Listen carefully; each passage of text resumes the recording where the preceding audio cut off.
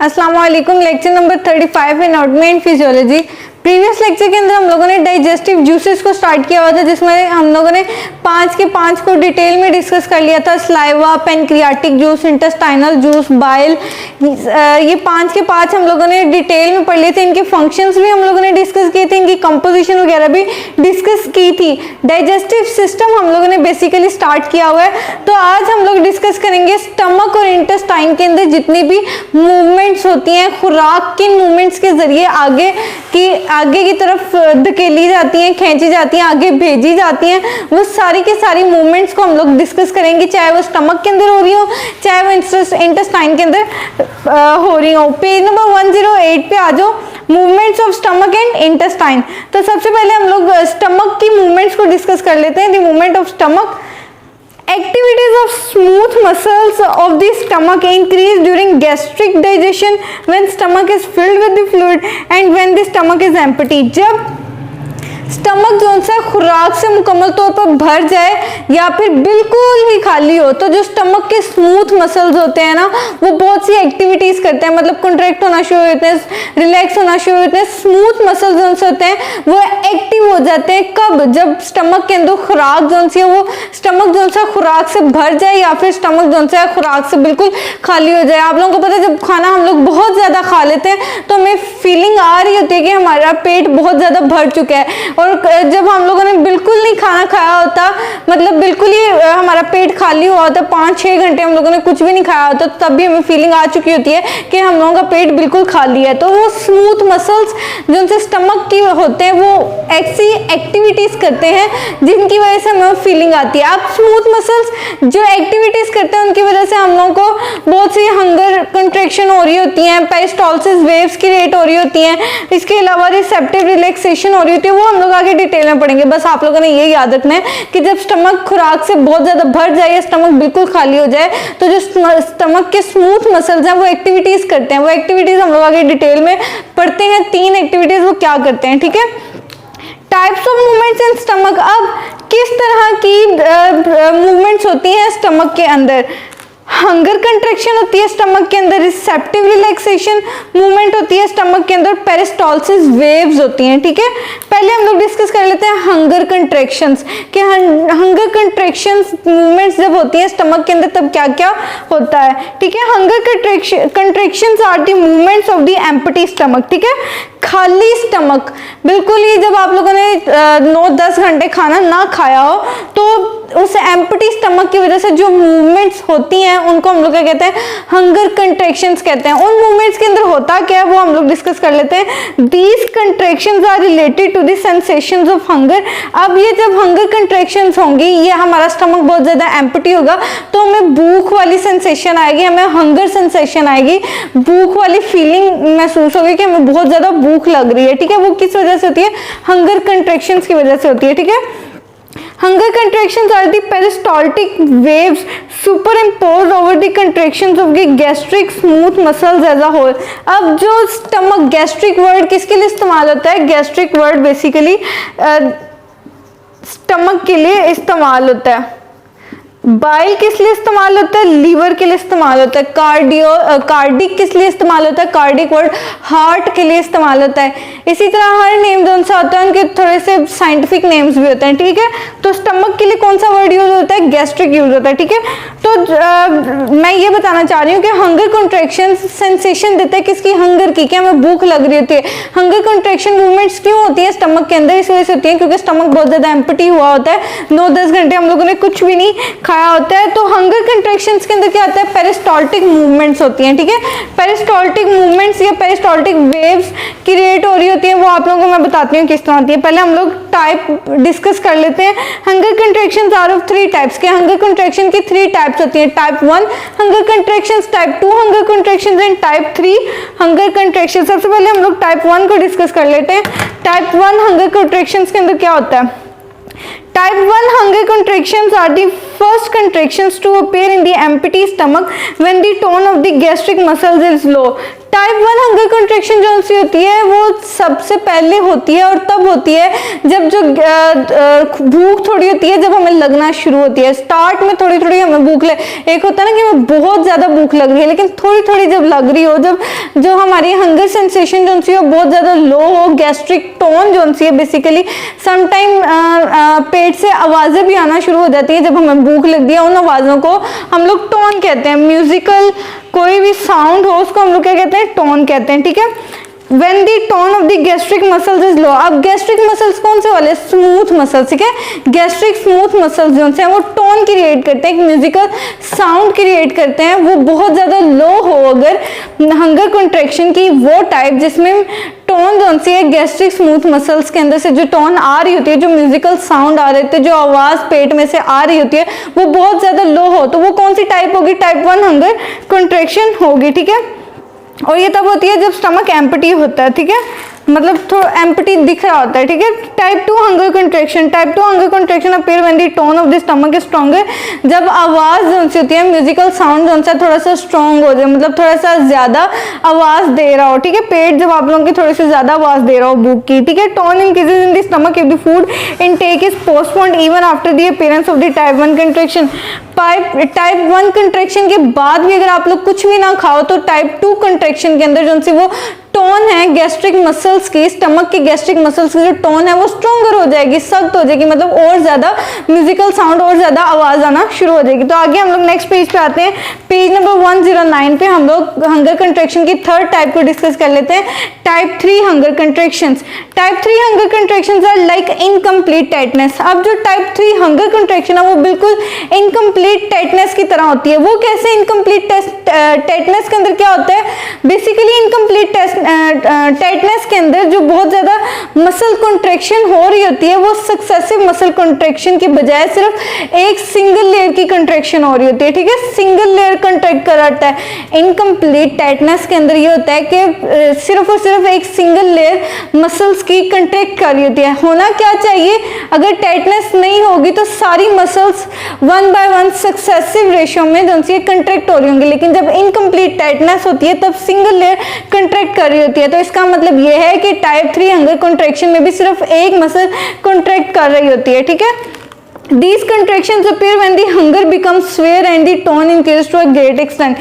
ये वाली type 3 hunger contraction कब होती है, जब भूख जो सी है वो बहुत सेवियर लेवल पे आ जाए, शदीद भूख लग रही हो, तो उस वक्त जो सी होती है वो कौन सी हंगर कंट्रैक्शन होती है, तब टाइप 3 हंगर कंट्रैक्शन होती है। और जो टोन जो सी होती है, मतलब जो आवाज़ पेट में से आ रही होती है वो बहुत ज़्यादा ग्रेट एक्सटेंट पे चली जाती है, बहुत तेज़ आवाज़ आना शुरू हो जाती है, ठीक है।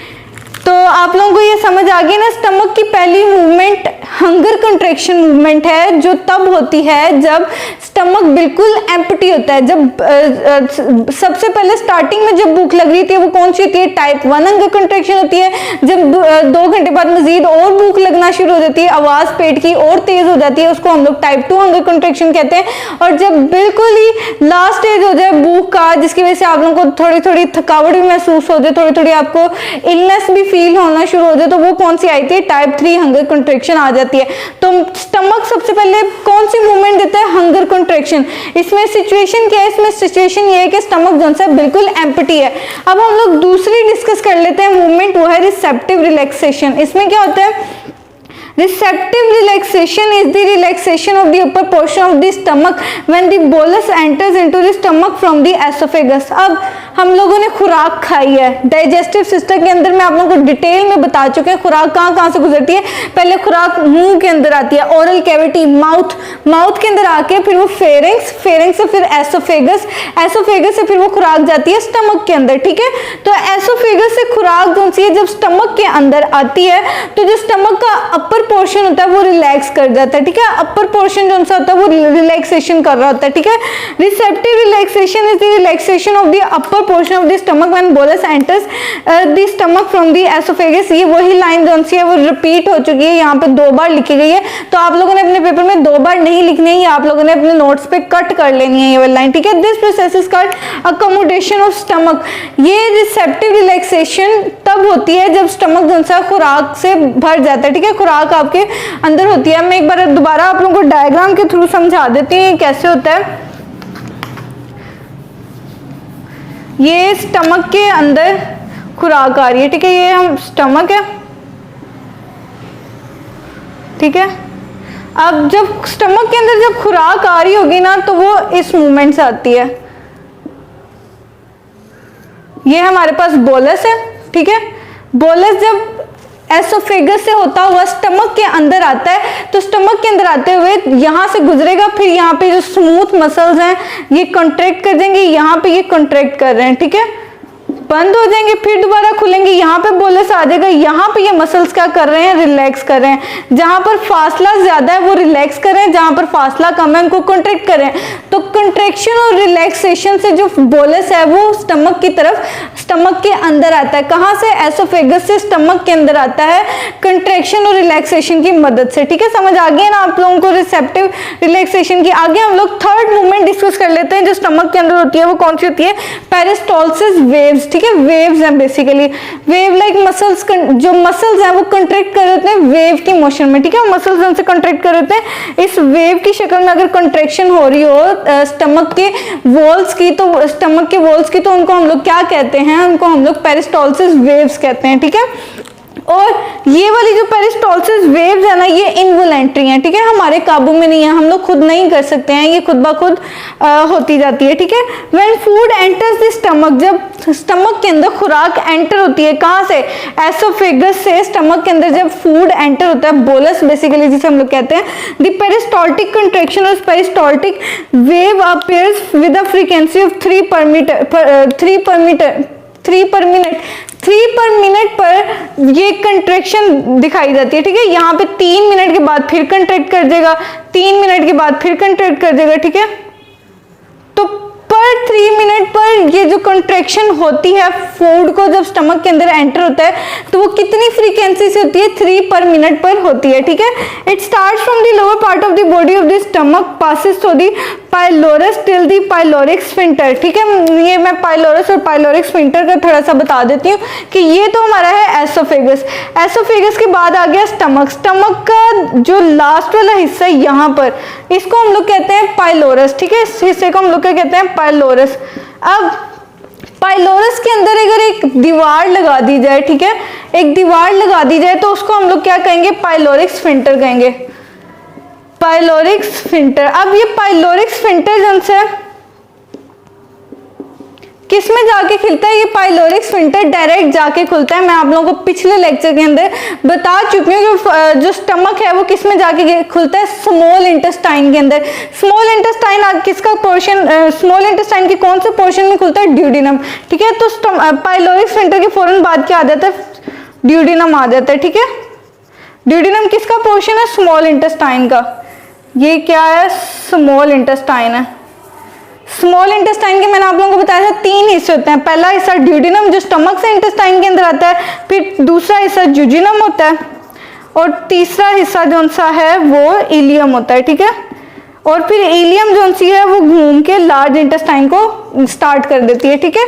तो मैं आप लोगों को बता चुकी हूँ कि जो पाइलोरिक स्फिंक्टर है वो स्टमक और इंटेस्टाइन के दरमियान की दीवार है, ठीक है। अब मूवमेंट को हम लोग डिस्कस कर लेते हैं कि जब खुराक कौन सी है पाइलोरस तक जब तक पहुंच नहीं जाती, खुराक जो सी है स्टमक से होती होती पाइलोरिक स्फिंक्टर तक रहती है, ठीक है। यहाँ तक की जितनी भी डाइजेशन होती है वो स्टमक के अंदर होती है, ठीक है। Some of the waves disappear before reaching the sphincter, बहुत सी वेव्स जो सी होती हैं गायब हो जाती हैं पाइलोरिक स्फिंक्टर से तक पहुंचती, ठीक है। ये सारी की सारी यहाँ तक हो रही है, लेकिन यहाँ पर आके डिसअपीयर हो जाती है, यहाँ पर आके गायब हो जाती है, मतलब यहाँ तक हो रही होती है ये मूवमेंट्स, ठीक है।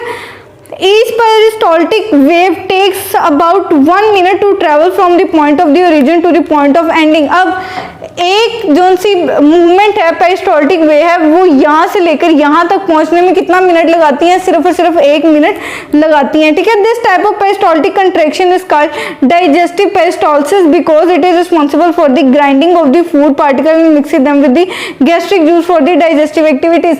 स्टमक के अंदर पेरिस्टाल्टिक वेव्स क्यों होती हैं? 2 कामों के लिए होती हैं।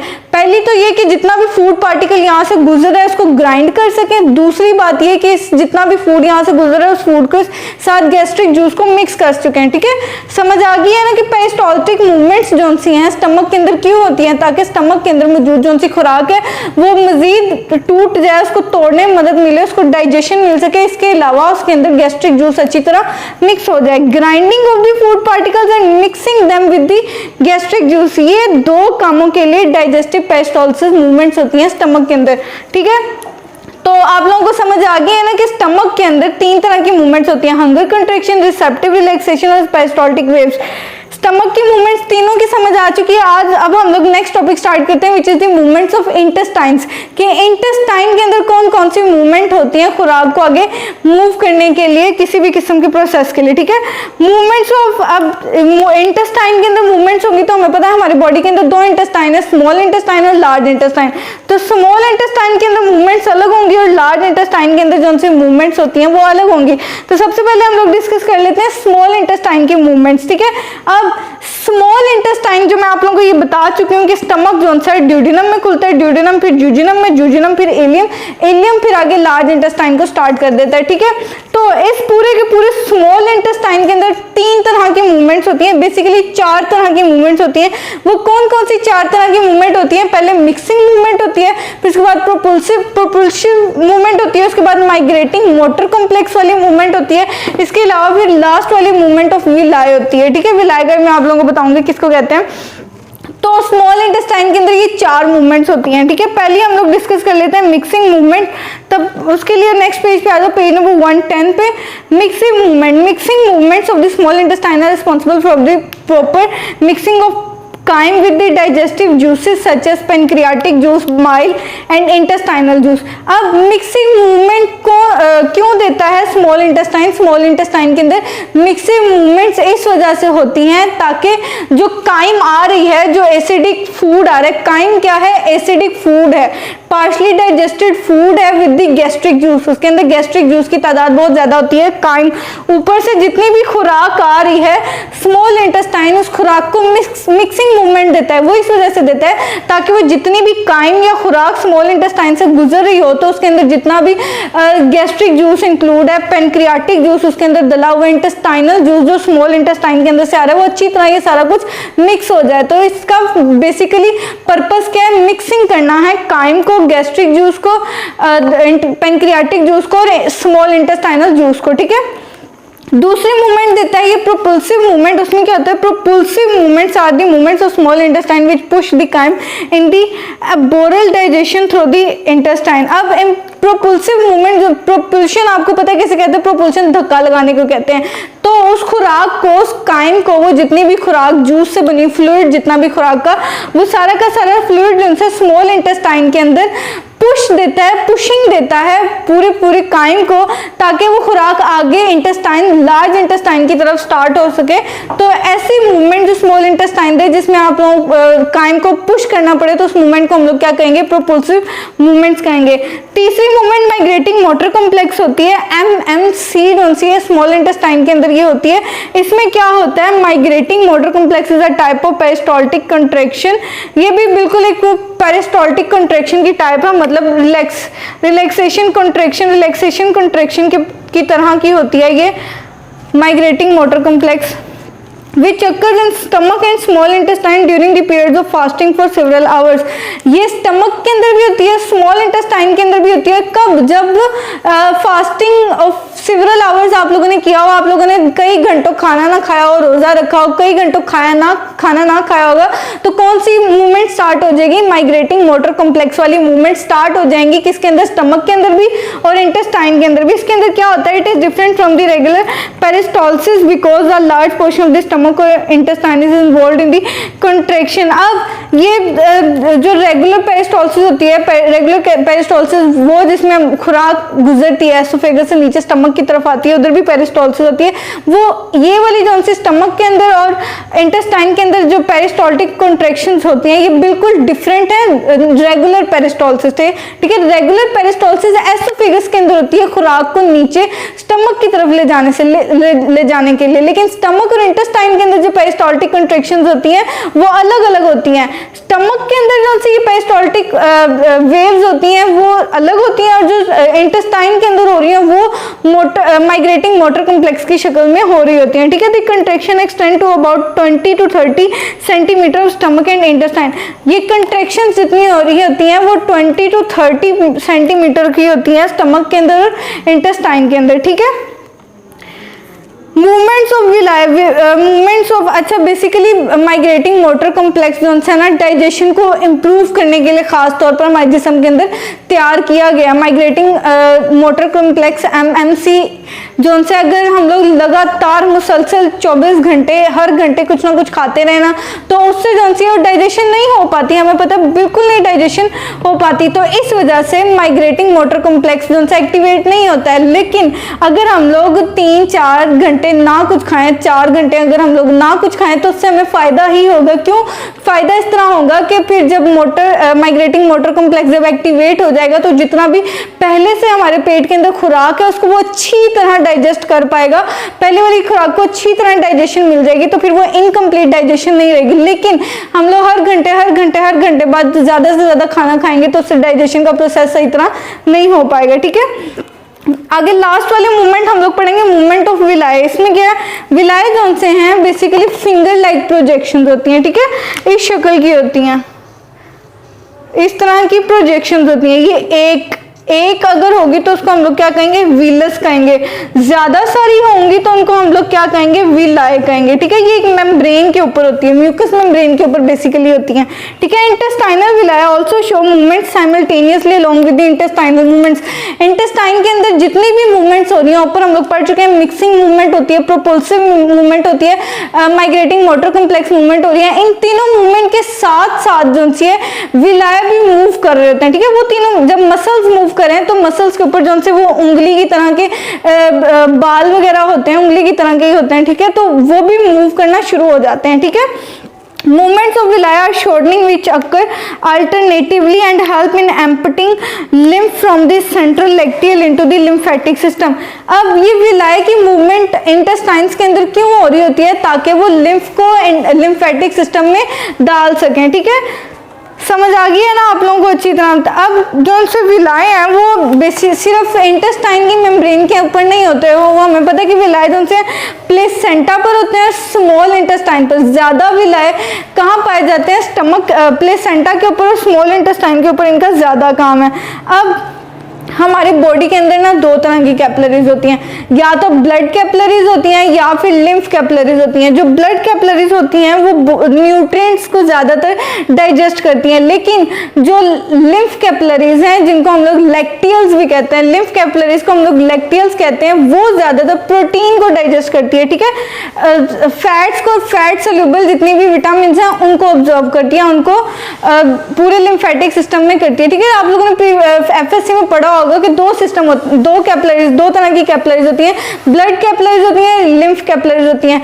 लिम्फ कैपिलरीज का एक और नाम होता है लैक्टियल, जो यहाँ पे लिखा भी हुआ है कि central lacteal into the lymphatic system. के विलाय के अंदर एक सेंट्रल लैक्टियल भी होता है, मतलब लिम्फ कैपिलरीज भी होती हैं, ठीक है। वो क्या होती है, लिम्फेटिक सिस्टम के अंदर लिम्फ को एम्प्टी करती हैं, मतलब लैक्टियल या लिम्फ कैपिलरीज क्या करती हैं, बेसिकली फैट्स और फैट सोल्यूबल जितने भी विटामिन हैं उनको ऑब्जर्व करती हैं। लेकिन ब्लड कैपिलरीज क्या करती हैं, ब्लड कैपिलरीज ज्यादातर जो उनसे न्यूट्रिएंट्स को, प्रोटीन्स को वो ज्यादातर ऑब्जर्व करती हैं, ठीक है। तो आप लोगों को आज के लेक्चर की आई होप समझ आ गई होगी। कल हम लोग मूवमेंट्स ऑफ लार्ज इंटेस्टाइन को हम लोग डिटेल में डिस्कस करेंगे, उनकी आगे सारी टाइप्स वगैरह को डिस्कस करेंगे।